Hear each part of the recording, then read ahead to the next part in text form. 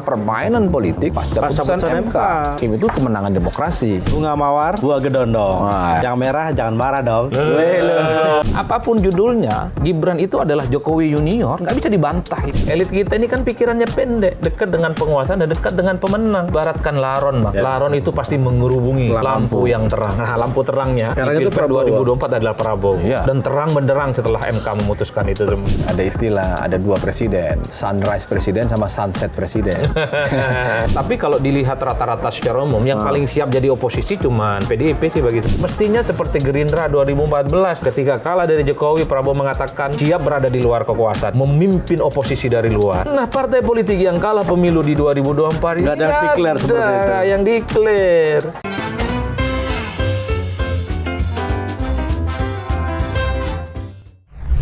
Ketemu lagi di lanturan, lanturnya pasti mudah-mudahan relevan.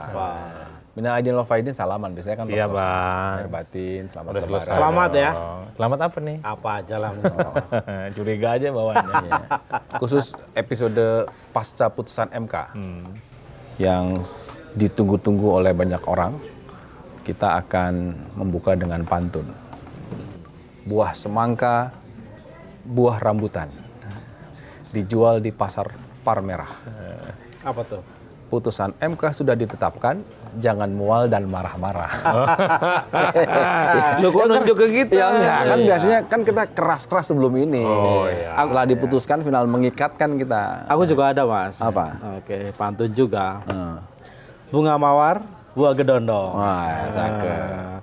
Yang merah jangan marah dong. Kok merah? Emang merah itu siapa yang Banyak. Merah. Hah? Banyak kan. Yang merah. Itu identik dengan PDI loh. Enggak juga, PSI juga Jangan merah. sampai menimbulkan banyak tafsir, Pak. Tapi yang paling pantas untuk marah-marah dalam pemilu ini siapa? Partai Siapa? politik yang sudah Yang ikut pemilu tapi nggak dapat kursi di DPR. 2 kali ya? 3 kali, Bang. 3 kali. Ini Tiga bukan kali soal ini ya? sekali dua kalinya, yang kali ini kan didukungnya luar Ya, biasa. bisa-bisa. Oh, merah yang itu. Ya, Ya, bisa jadi. Kira-kira yang jangan marah-marah lah pesan kita. Mas Adi, kan kita sama-sama tahu lah proses ini perlu drama. Tapi kan orang bilang ini putusan MK ini sudah final dan mengikat. Berikutnya adalah kita lihat permainan politiknya. Bahkan banyak yang bilang permainan ini dimulai justru setelah Putusan MK. putusan MK. Mau partai mana ikut mana, ya kan, belum bagi-bagi dan sebagainya. Mas Adi setuju dengan itu nggak? Saya justru jauh lebih agresif. Wih, istimewa. Ini aku sukanya Mas Adi. Justice justru setelah KPU mengumumkan siapa yang menang Pilpres, ya Prabowo dan Gibran, justru itulah yang sebenarnya menandai babak akhir pertarungan politik yang sesungguhnya. Berarti mengabaikan MK, proses di MK. atau Artinya apa? MK itu menganggap selama ini hanya semacam proses mencari keadilan yang hore-hore. Inilah. hore-hore. Jadi dari awal dia udah tahu. Udah tahu bahwa Prabowo, hasilnya akan Gibran seperti bakal ini. menang, gitu. Kenapa hore-hore? Karena memang dalam sejarahnya Mahkamah Konstitusi itu tidak pernah mengabulkan gugatan hasil sengketa pemilu di Mahkamah Konstitusi. Saya selalu mengatakan Mahkamah Konstitusi itu bukan dokter umum yang mampu mengobati begitu banyak penyakit. Tapi MK ini adalah dia dokter spesialis dalam, yaitu tentang sengketa hasil. Jadi yang diadili itu hanya soal sengketa hasil. Ujung-ujungnya seperti itu ya. Ujung-ujungnya seperti itu. Kalau sebelum 2014, MK itu masih mengadili hal-hal yang sifatnya dugaan pelanggaran, yang sifatnya terstruktur, sistematis dan masif. Tapi pasca 2014, memang kekuasaan MK itu sangat limitatif. Dia hanya mengadili soal selisih sengketa hasil pemilu. Itu aja. Jadi pakai kacamata kuda, Bang, sebenarnya. Jadi itu yang sebenarnya mendebalkan satu keyakinan bahwa cari keadilan terkait dengan pelanggaran pemilu di Mahkamah Konstitusi nggak mungkin bisa diungkap. Jadi salah dong kalau orang mengatakan bahwa gerbang terakhir penjaga demokrasi, keadilan. Oh iya, tapi yang dihitung oleh Mahkamah Konstitusi itu sengketa hasil. Jadi gerbang akhir itu kan seakan-akan MK ini mampu mendiagnosa semua penyakit dan masalah yang ada dalam pemilu. Tapi kan MK tidak punya kewenangan itu. Jadi gerbang akhir dari Mahkamah Konstitusi itu menurut saya harus diedit itu kata-katanya, Bang. Bukan gerbang akhir itu. Itu sengketa akhir, bukan gerbang akhir. Tapi kan hakim MK itu juga dibolehkan untuk menafsirkan undang-undang. Ya boleh, tapi kan wewenangannya satu ya, tidak bisa mengungkap hal-hal yang sifatnya kualitatif. Dan kita juga sering Bang mendengar hampir tiap 5 tahun sekali tausiah dari Mahkamah Konstitusi, dari hakimnya supaya ada perbaikan dalam proses demokrasi kita, supaya ada perbaikan dalam pemilu kita. Kemarin jangan lagi ada bansos, mobilisasi aparatus kekuasaan, tapi kan selesai di situ aja. Di 2029 siapa yang menjamin itu tidak terulang? Makanya saya selalu mengatakan kepada siapapun yang bertanding di Pilpres, bikinlah kecurangan yang securang-curangnya. Yang penting nggak terbukti. Yang gitu ya. penting tidak terbukti dan membuktikan kecurangan itu. Karena MK tidak punya instrumen menyentuh itu. Betul, Gitu. karena membuktikan kecurangan selama ini, terutama Pilpres, itu tidak pernah terwujud. Dan kacaunya di 2024 ini kan, 1 dan 3 itu kan tidak mendalilkan soal selisih hitung yang mereka punya dengan KPU. Prabowo Subianto sama Sandiaga Uno itu punya argumen selisih hasil menghitung mereka Dan itu pun dengan kalah. KPU, dan itu pun kalah. Kan Apalagi dulu yang nggak ada ya. kan dulu 2019 KPU mengatakan bahwa Jokowi Kiai Ma'ruf Amin itu kan 54%. Itu versi KPU. Kemudian Prabowo dan Sandi itu kan 44%. Versi Prabowo Sandi justru mereka lah yang dapat 56%. Kemudian Jokowi dan Ma'ruf Amin itu 42%. Mereka itu ingin menguji itu di Mahkamah Konstitusi dengan puluhan kontainer data-data dan berkas kecurangan itu. Meski di MK cuma beberapa lembar, Bang. Nah. Itu nggak penting, tapi minimal dalil yang dimohonkan itu ada sengketa hasilnya. Di 2024 ini nggak ada itu. Padahal kan di awal-awal banyak yang bilang MK itu jangan hanya jadi mahkamah kalkulator, Ya, sekedar tukang hitung gitu. Tapi secara konstitusi kan kita tidak bisa membantah kalau kemenangan Prabowo Gibran setelah ditetapkan oleh MK itu ya sah. Seperti headline-nya Harian Kompas Ya. tanggal 23 hari Selasa. Kemenangan demokrasi. Itu tajuknya. Artinya Kenapa ketawa begitu? Iya kan demokrasi ukurannya kan kalah menang. iya. Banyak-banyakan ya udah suka nggak suka harus ya. diterima. Itu Nah, kemenangan demokrasi. dan kita kan judulnya. tidak mungkin kan apapun yang kita diskusikan, mau itu ada menyoal soal ada 3 hakim dissenting opinion dan sebagainya, ada catatannya itu ternoda dan sebagainya, oke lah itu menjadi bagian dari koreksi demokrasi ke depan. Tapi ini kan menuju pergantian transisi pemerintahan tetap akan berjalan. Dan tidak ada satupun yang bisa mengatakan bahwa oke stop dulu nih karena ini belum selesai nih soal dissenting opinion. Nggak mungkin kan, sudah diketok, tok. Nah, yang harus kita lihat adalah Presiden Jokowi statementnya hari ini ya kalau nggak salah, itu menyampaikan saatnya pemerintah siapkan transisi. Pertanyaannya, menyiapkan transisi itu kan berarti hanya mengantar sampai dengan pelantikan. Atau mengawal sampai dengan 5 tahun ke depan. Gimana tuh, Adi? Gelap gulita. Iya kan? Kan itu pertanyaannya. Artinya astutnya Pak Jokowi adalah dia merespon, ditanya wartawan, ya kan? Sudah putusan MK, jawabannya adalah pertama dia mengatakan bahwa tuduhan soal Tidak terbukti. bansos tidak terbukti. Ya. Yang berikutnya yang menurutku saya menarik adalah ketika mengatakan begini, pemerintahan Joko Widodo akan menyiapkan transisi pemerintahan untuk menyambut Prabowo Gibran. Nah, pertanyaannya hanya menyiapkan transisi mengantar atau Menemani. sampai 2029. Kalau satu alasannya, kalau menemani dengan alasannya ada anaknya ya wajar diantar. Tapi kalau tidak, nah bagaimana nih soal keleluasaan pemerintahan Prabowo Gibran? Apalagi koalisinya belum memenuhi suara mayoritas di DPR sampai sekarang ya. Ya sampai hitung-hitungan kan. Siapa yang akan lebih aktif kira-kira? Bagi saya dua-duanya menyiapkan dan mengawal. Jadi yang dimaksud dengan transisi itu bukan hanya soal pergantian rezim, tapi mengawal selama 5 tahun ke depan. Apapun judulnya, Gibran itu adalah Jokowi Junior, nggak bisa dibantah itu Pak. Dan mentor utama dari Gibran itu nggak ada yang lain selain Jokowi. Jadi itu yang sebenarnya menurut saya ini bukan soal masa transisi biasa saja, tapi bagaimana mengawal Gibran menjadi politisi yang matang, punya partner yang banyak, punya networking dan diterima oleh semua kalangan. Saya kira ada Jokowi di situ. Jadi bisa dibilang Jokowi akan embed sampai 5 tahun ke depan. Gibran ini magang jadi presiden tapi jadi wapres dulu gitu. Ya. Kalau itu belum tentu. Belum tentu. Tapi setidaknya bisa menikmati dulu bulan madu 5 tahun ini seperti apa. Yakin 5 tahun. Ya minimal, kan itu bacaan optimisnya. Ini ngajak-ngajak curiga mulu. Enggak, saya nanya. Sering ngomong politik kan. Enggak. Bagaimanapun kan ada satu. Kita tahu lah Pak Prabowo sebelum penetapan capres sudah berusaha dan semua timnya mengatakan bahwa ada keinginan bertemu dengan Ibu Megawati. Ya. Ini kan itu juga satu. Yang kedua sudah ketemu Pak Surya Paloh. Artinya apa? Ya bagi Pak Prabowo Subianto, ya tambahan amunisi kursi di DPR itu menjadi penting. Betul. Tapi sebagai Golkar nggak tersinggung ya, kan ada saya Pak nomor 2 gitu. Kok kayaknya kurang. Atau kalau lebih detail lagi nih, Bang Adi misalnya, Prabowo ini kan kabarnya sedang pengen ketemu Bu Mega itu loh. Pasti omongannya nggak jauh-jauh lah dari soal rekonsiliasi dalam tanda kutip gitu ya, maupun koalisi gitu loh.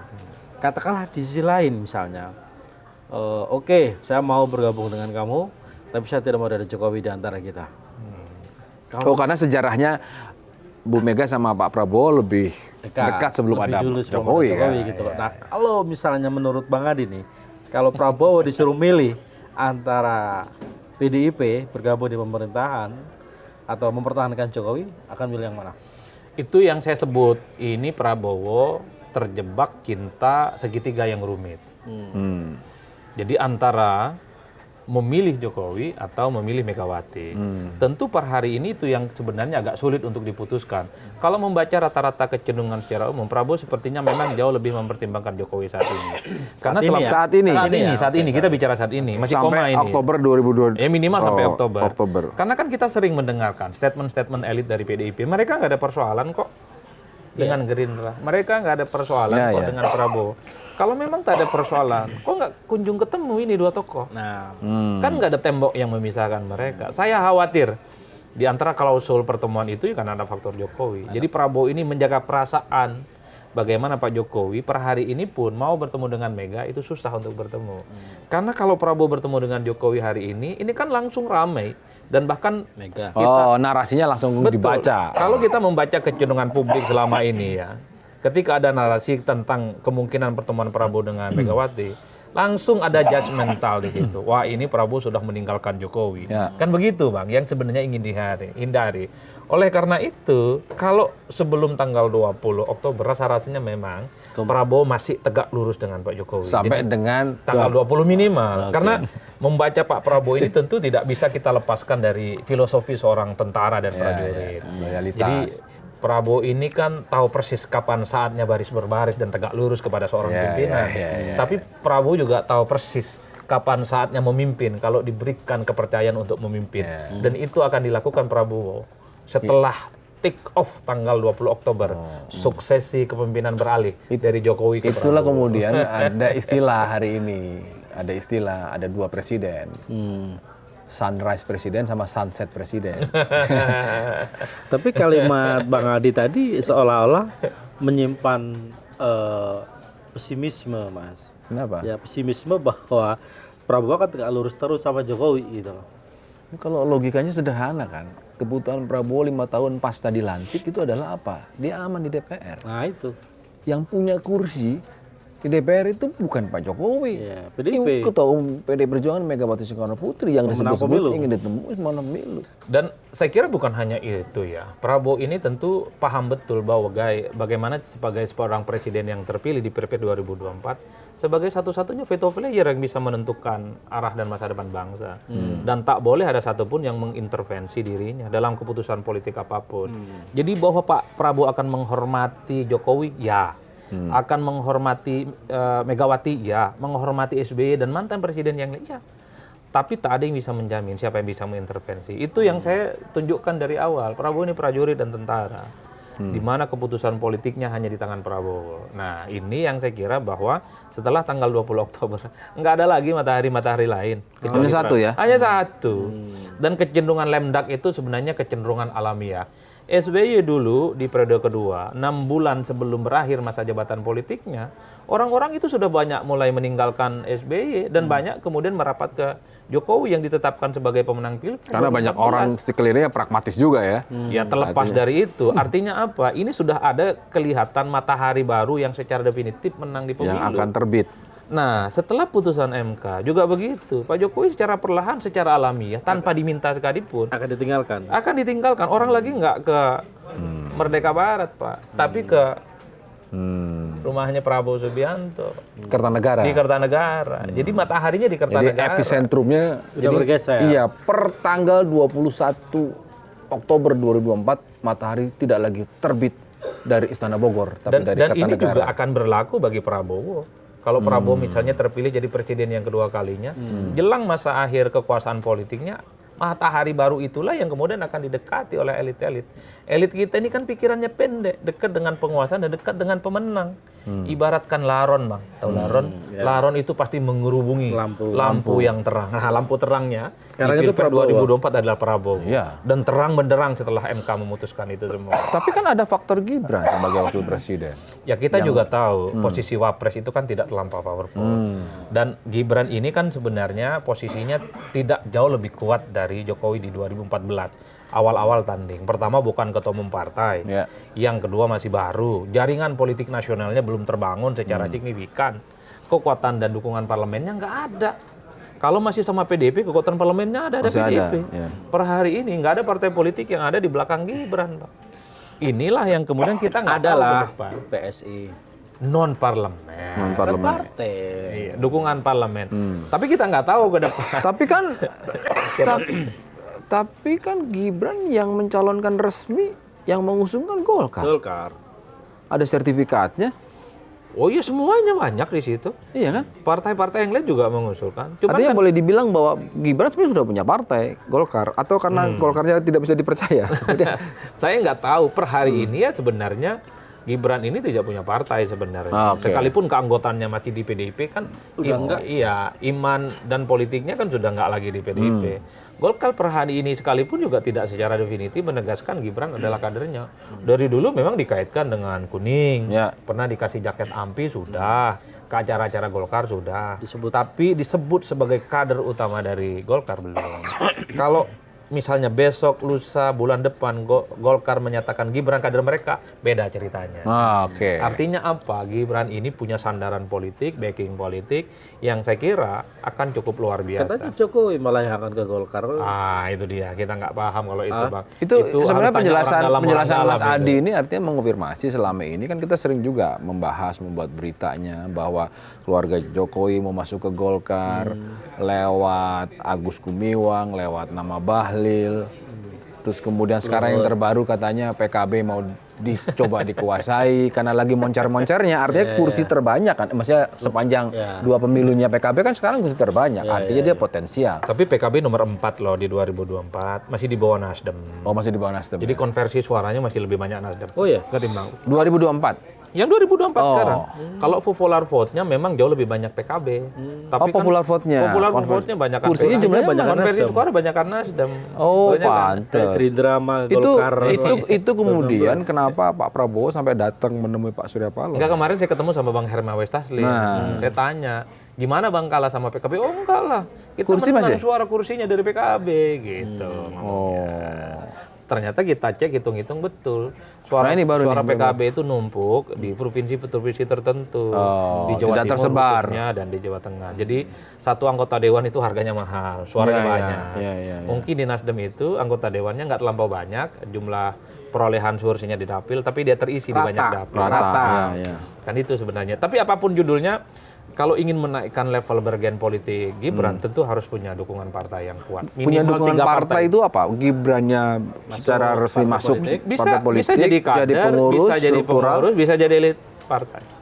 Kalau di PDIP kan wassalam. Ya. Kalau Gerindra jelas nggak mungkin, karena di situ mataharinya sekaligus presiden. Oke. Ya, satu-satunya mungkin ya Golkar. Tapi kan Golkar faksinya terlalu banyak. memang terlalu banyak dan Golkar sangat kelihatan menolak kan. Iya. DPD sudah solid, berkumpul di Bali, menyatakan tegak lurus pada Erlangga, Ya. ya kan? Apalagi Erlangga mendapatkan momentum luar biasa. Golkar naik 3%. Coba bayangkan, itu belum pernah ada dalam sejarahnya kan pasca pemilu 2004 ke sini. Kan tren Golkar itu turun, Mas. Bahkan ketika JK jadi wakil presiden, ketua umum Golkar turun juga pileknya. Tapi di tangan Erlangga Hartarto, bukan calon presiden, bukan calon wakil presiden, tapi naik. Jadi nggak ada alasan. Tapi Menko Perekonomian, Pak, ikut nyebar bansos, Pak. Bansos udah nggak dia nyatakan tidak terbukti loh. Tidak terbukti. Jangan kata, gitu. Katanya tadi katanya pakai move on. Kan aku cuma ngasih tahu. Mawar merah, buah kedondong. Salah satu. Ini jangan-jangan kayak elit nih, Bang. Iya, memang. Omongnya rekonsiliasi, padahal di hatinya belakang. bergemuruh ya. Tapi kan? Jokowi dan Pak Prabowo itu dua-duanya mengatakan ayo bersatu, Pak Prabowo bersatu. Itu mungkin nggak ya diakomodasi semua? Ya meskipun kita punya catatan kalau itu diakomodasi semua, PKB masuk, PKS masuk, PDIP masuk, ya kita punya catatan pasti gimana nih kontrolnya gitu. Meskipun secara sistem kan nggak ada juga model oposisi. Kalau melihat kecenderungan elitnya masuk semua itu, Bang. Iya. Termasuk PDIP? Termasuk PDIP. Hanya bedanya mau masuk di awal atau di tengah gitu ya kayak waktu Itu Golkar. salah satunya. Atau termasuk model koalisinya tak harus masuk ke kabinet. Parlemen. Mungkin soal ke parlemen, mungkin juga kepala-kepala daerah yang pilkada serentak nanti di bulan November. Kan koalisi itu tidak harus jadi menteri. Kalaupun toh masuk menteri, PDIP pasti minta banyak dong, partai pemenang pileg. Nggak mungkin 5, 6, 7 pasti garansinya. Tapi kalau dilihat rata-rata secara umum, yang paling siap jadi oposisi cuman PDIP sih bagi saya. PDIP? Iya. PKS belakangan layah mutu layah ya tuh. Biasanya kan galak tuh, agresif nyerang pemilu itu dengan penuh kecurangan, intimidasi. Belakangan nggak ada. Setelah KPU memutuskan siapa yang memenangkan Pilpres, dan bahkan mereka juga mengucapkan selamat kok kepada Prabowo dan Gibran. Jangan tanya PKB dan Nasdem. Bagi saya sikap elitnya sudah selesai mereka itu. Tinggal nunggu diajak atau tidak. Kalau PDIP memang nggak ada takut-takutnya. Termasuk misalnya tak pernah kelihatan takut tadi ajak. Ya buktinya Pak Hasto tiap hari Keras terus. kencang terus, bukannya malah kendor. Gaspol, Pak. Nggak ada rem-remnya.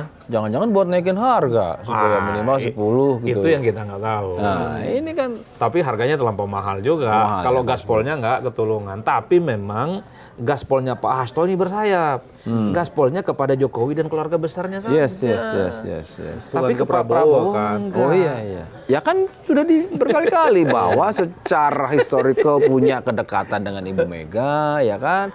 Kedua, Pak Prabowo juga harus mengakui Ibu Mega ketika menempatkan Pak Prabowo sebagai wakil presiden itu menjelaskan kepada seluruh publik soal cerita-cerita pelanggaran HAM kepada dia. Yang mencuci kan PDI Perjuangan. Kenapa? Dipilih sebagai wakil presiden saat itu.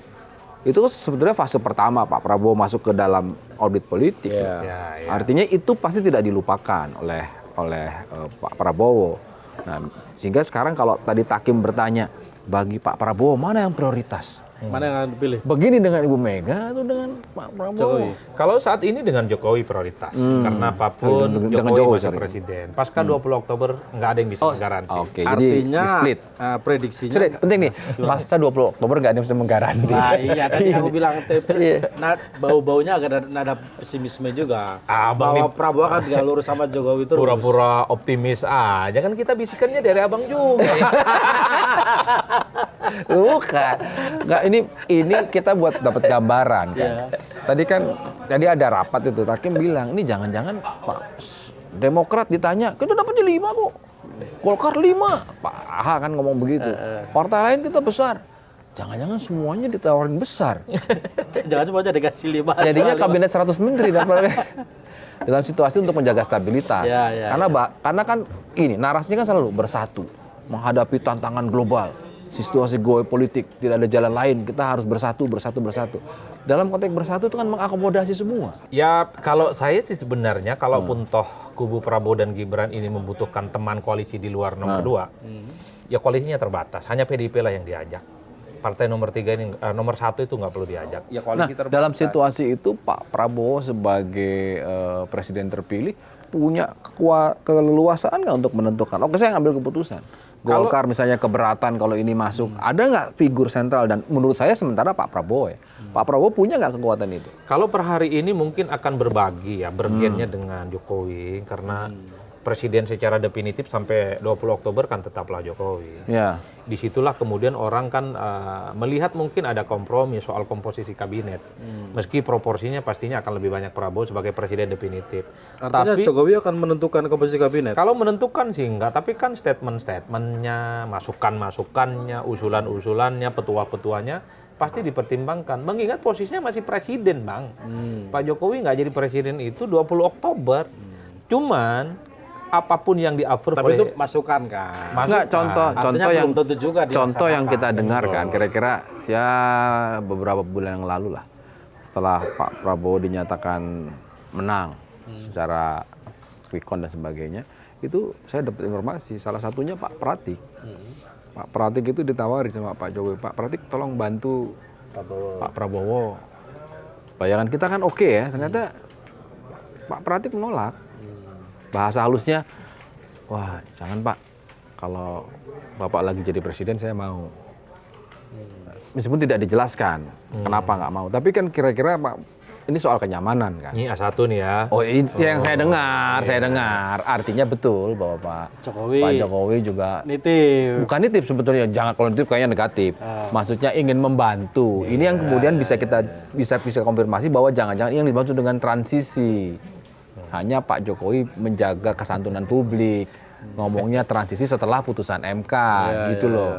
Kan gini, kalau mau jujur kan pembicaraan media, termasuk di tempat ini. Iya. Ini kan juga memention orang-orangnya Jokowi yang diproyeksikan di 2024. Ada Pak Bahlil, ada Pak Dito, ada Pak Pratik, dan seterusnya. Sudahlah, politik kita ini kan kayak rumah kaca. Apa yang terjadi di istana kan netes juga kemana-mana. Itu gosip. Persoalan terjadi ataupun tidak, tapi perbincangan itu sudah terjadi di kalangan media lah, dan kalangan-kalangan pekerja demokrasi. Saya hampir tiap hari ditanya. Siapa? Ya teman-teman media, nanyanya nodong, betul nggak Bang bahwa Pak Jokowi akan menitipkan orang kepercayaannya untuk jadi menterinya pokok? Mak, gimana cara menjawabnya kita ini? Saya bilang pasti ada kompromi, pasti ada negosiasi, dan pasti ada obrolan yang cukup serius antara Prabowo dengan Pak Jokowi. Kalaupun toh ada orangnya Jokowi jadi menteri Prabowo, minimal sampai 20 Oktober aman. Tapi setelah itu tak ada yang menggaransi tak di-reshuffle, Pak. Karena veto player, presiden terpilihnya adalah itu yang tadi Prabowo aku Subianto. bilang. Presiden yang sudah terpilih, Pak. de facto. Tapi itulah yang saya sebutkan di awal. Saya agak disclaimer bahwa Pak Prabowo akan menghormati semua presiden. Ya, menghormati Jokowi, SB, Megawati ya. Tapi tak ada yang bisa mengintervensi Prabowo. Ya kan pakai istilah hak prerogatif presiden. Betul. Yang kemudian pertanggungjawabannya adanya di siapa? Di presiden terpilih, presiden yang resmi ya Prabowo Subianto sampai dengan 2029. Dan bagi saya Prabowo ini cukup powerful ya. Ketua umum partai, jaringan politik nasional dan internasionalnya cukup luar biasa. Itu kan bisa ditunjukkan sama Prabowo Subianto. Setelah KPU mengumumkan pemenang sebagai pilpres, terima telepon dari negara-negara tetangga dengan berbagai bahasa, itu kan cukup luar biasa. Itu kan powerful sekali, Pak. Dan yang paling penting didukung oleh banyak partai. Ada 4 partai yang ada di koalisi nomor 2. Sesuatu yang tidak dimiliki oleh Jokowi awal-awal jadi presiden. Jokowi itu kan triple minoritas, Pak. Bukan ketum partai, baru datang ke politik nasional. Dan yang paling penting dukungan parlemennya lemah saat itu, Pak. 2014 ya?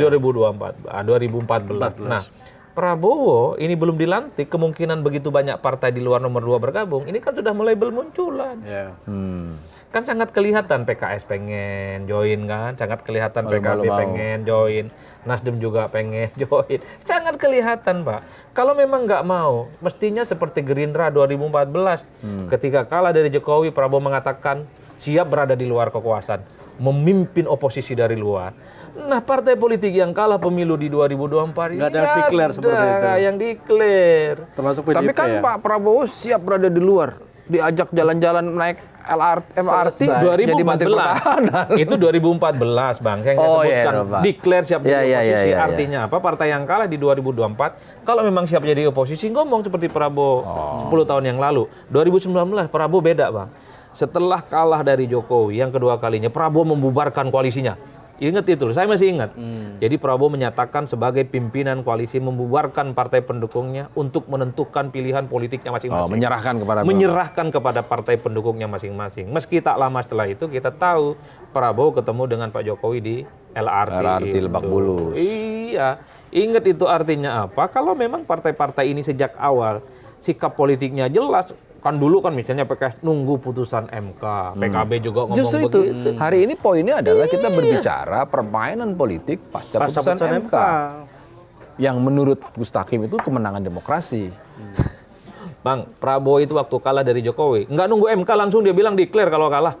Kalau kalah jadi oposisi. 2014. Ini partai-partai yang sekarang sangat diplomatis, menyembunyikan. Adi Prayitno move on-nya cepat sekali. Enggak maksud Sudah saya langsung adalah, meng-highlight Pak Prabowo adalah yang terbaik saat ini. Pengamat Gitu. politik nggak seperti itu. Kenapa? Karena terpilih jadi presiden dan sudah sah secara Nggak undang-undang. kalah sama elit politik kita. Iya. Enggak, karena begini. Beloknya Pak. cepat. Karena demokrasi ini kan soal kuat-kuatan dan siapa menang-menang. Kan udah itu aja. Itu yang disebut dengan kemenangan demokrasi.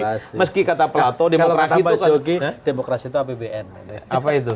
Demokrasi APBN. Itulah kenapa kemudian loh serius kan? Karena model sistemnya kan pembagian anggaran ada di DPR, ada banggar dan sebagainya. Bahasa guyon, bahasa ngeledeknya adalah demokrasi itu ujungnya APBN. Jadi sebetulnya setiap presiden terpilih membutuhkan koalisi partai yang kuat di DPR. Pada dasarnya karena selama dia menjalankan fungsi eksekutifnya dia butuh. Iya. Nah artinya dari mulai pembagian anggaran, makanya salah satunya bukan hanya berhenti. Kalau kita kan hanya melihat, publik melihatnya adalah, oh menteri ini. Di balik menteri itu ada nggak anggaran untuk kementerian?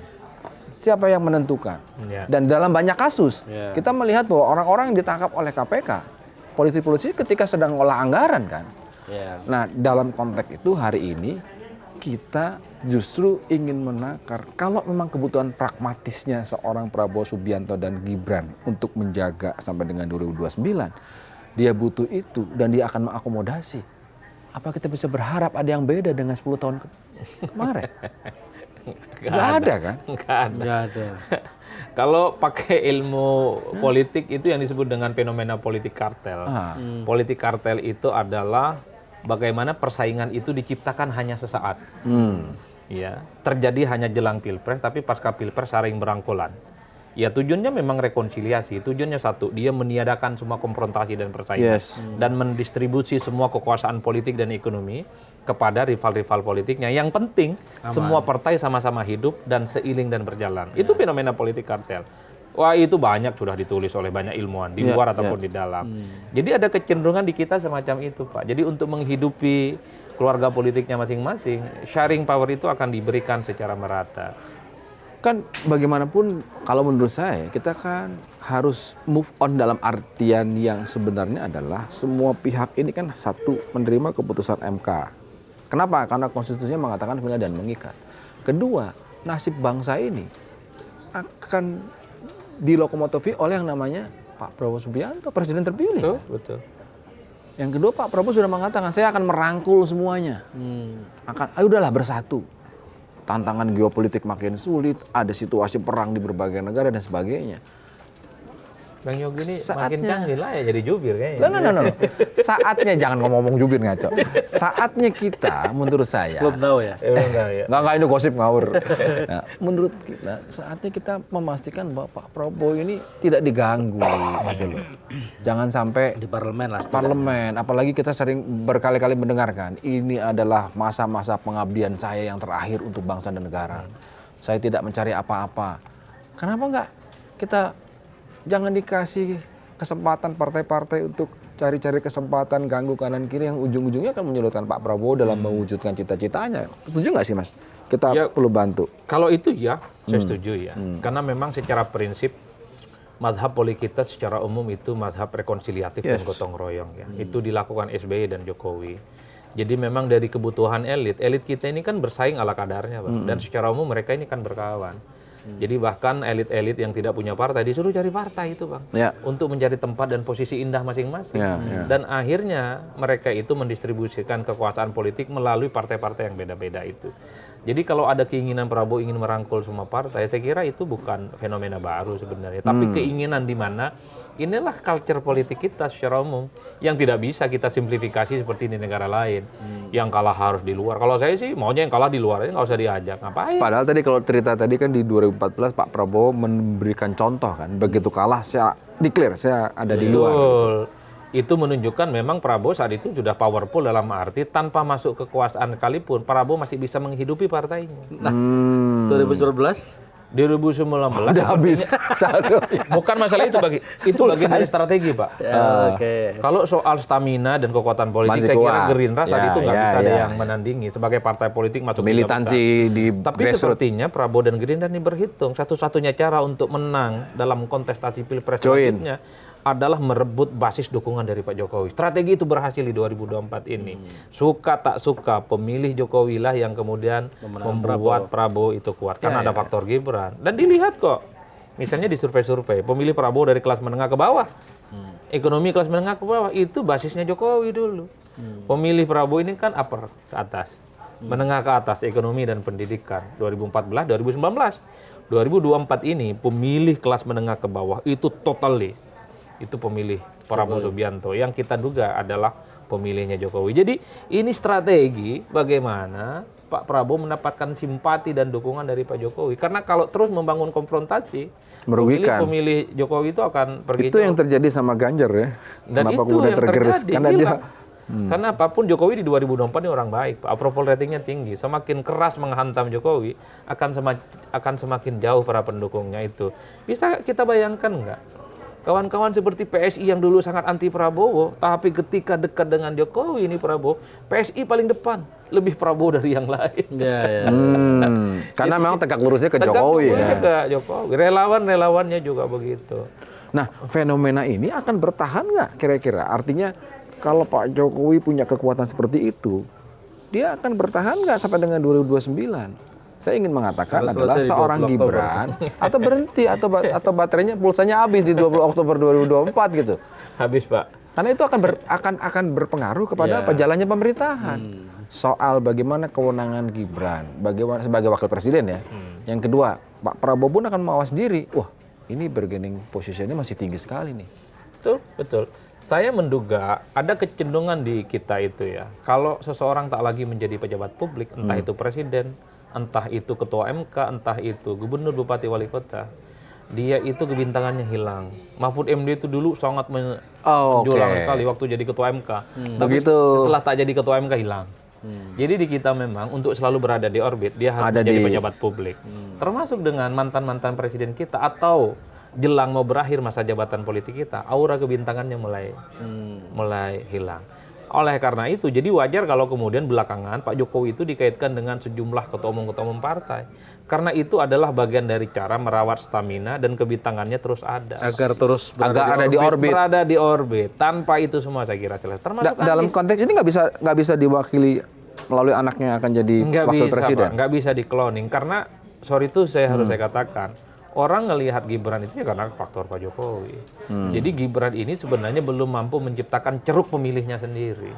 Pemilih Gibran adalah pemilih yang kemudian Artinya- ditransfer dan ditranslate sebagai pemilihnya Jokowi. Ketergantungan Gibran terhadap Jokowi sangat tinggi ya. Betul, makanya ini momen sebenarnya bagi Gibran ketika jadi wakil presiden selama 5 tahun ke depan adalah momen of the truth untuk membuktikan apakah betul dia itu punya captive market yang sekuat Jokowi punya 2 periode jadi presiden. Makanya kalau Pak Jokowi tak lagi jadi presiden, aura kebintangannya secara alamiah akan berkurang.